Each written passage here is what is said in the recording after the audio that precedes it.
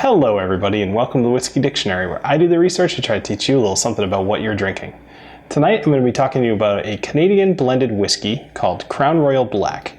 This is by the Crown Royal Distillery, and in the interest of full disclosure, I was sent this bottle for free.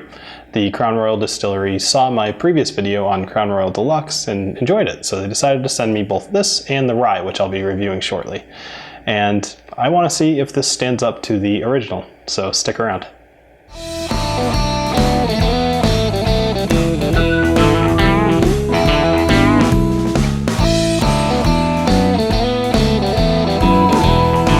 I've already discussed the distillery in a previous episode, so I'm not really going to focus on that. For now, I'm just going to stick with the actual whiskey.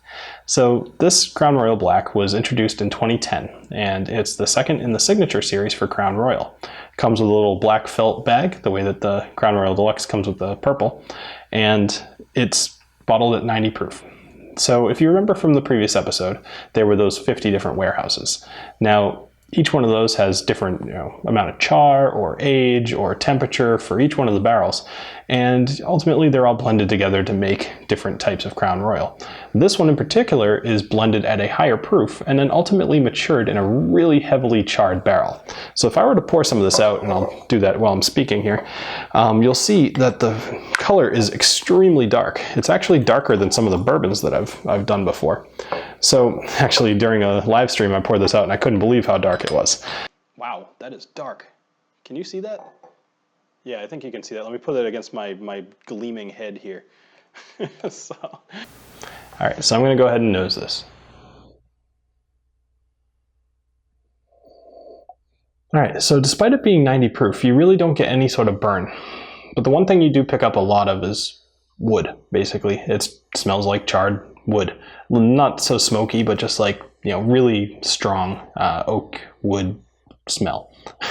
You also get some maple and some vanilla in there. So overall, the smell's not bad at all.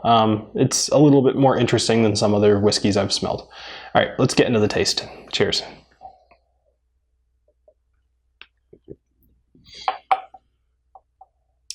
All right, so one thing that's interesting there is that you don't really pick up any rye in the nose there, but you totally taste it in the back of your throat. It's got a burn right here, and that's a bit of a surprise. Outside of that, you can taste that oak for sure. So you got rye, oak. It's got kind of like this weird thing it's doing to my tongue where it almost feels like it's drying it out, and that's something you tend to get in like a higher proof, but I don't know, that's interesting. Definitely dark fruits like cherries and plums. So overall, the taste isn't bad. It's a little bit more watery than you would expect at something that is that color. It's not really detracting from it too much, but it's just a surprise. So I kind of go back and forth on this one. Obviously, it's not a bad whiskey by any means, but at $30, I don't know that this is really great. It feels like it's trying to be a bourbon, but it's still a Canadian whiskey. And I guess that's really the best way I can put it. I personally don't think I will buy another bottle of this. That being said, I will enjoy this full bottle. So I'd give it kind of like a half and half. If you're interested, I mean, seeing this color in person is actually kind of neat as it is. But if you're interested, I would recommend getting it. If this totally doesn't seem like your thing, I would recommend you skip this particular whiskey. So that all being said, thank you for joining me here on the Whiskey Dictionary. I've enjoyed drinking with you, and I hope to see you next time. Have an awesome rest of your day. Cheers.